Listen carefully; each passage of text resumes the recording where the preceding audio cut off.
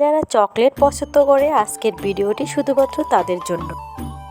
পাহাড়ের মজাদার চকলেট, তাও আবার প্রাকৃতিকভাবে কিভাবে বানানো যায়, চলুন আজকে আমি আপনাদের সাথে সেই ভিডিওটি শেয়ার করি। পাহাড় থেকে পাকা পাকা কোকোগুলো এনে কেটে এর ভিতরের যে রসালো বিচিগুলো আলাদা করা হয়। বিচিগুলোকে কিছু সময়ের জন্য একটি পাত্রে রাখা হয় যাতে এর প্রাকৃতিক ঘ্রাণ এবং স্বাদ বেরিয়ে আসে। 1 থেকে 2 ঘন্টা পর বিচিগুলো পরিষ্কার করে কড়া রোদে শুকাতে দেওয়া হয়। এর তেতো ভাবটা কম হয় এবং মিষ্টির স্বাদটাও বৃদ্ধি পায়। তারপর এই শুকনো বিচিগুলো গরম ভালোর ভিতর হালকা আঁচে ভেজে নেওয়া হয় যাতে এর ভিতরের বাদামের মতো স্বাদটা বেরিয়ে আসে। পরের খোসা আলাদা করে ভিতরের আসল কোকো আলাদা করে নিয়ে আসতে হয়। আসল বিচি দেশি অগ্নির ভিতরে গুঁড়ো করা হয়। তারপর এই গুঁড়োটাকে একটি পেস্ট হিসাবে তৈরি করতে হয়। গরম পানির উপর একটি বাটি রেখে কোকো পাউডার দিয়ে সামান্য পরিমাণ চিনি দিয়ে আলতো হাতে মেশাতে হয় যাতে করে এই মিশ্রণটি স্মুথ এবং টেক্সচারের মতো একটি পেস্ট হয়। এই পেস্টটা ছোট বড় ছাঁচের ভিতর রেখে বিভিন্ন আকৃতিতে কিছু সময় ঠান্ডা করে নেওয়ার পরেই তৈরি হয়ে গেল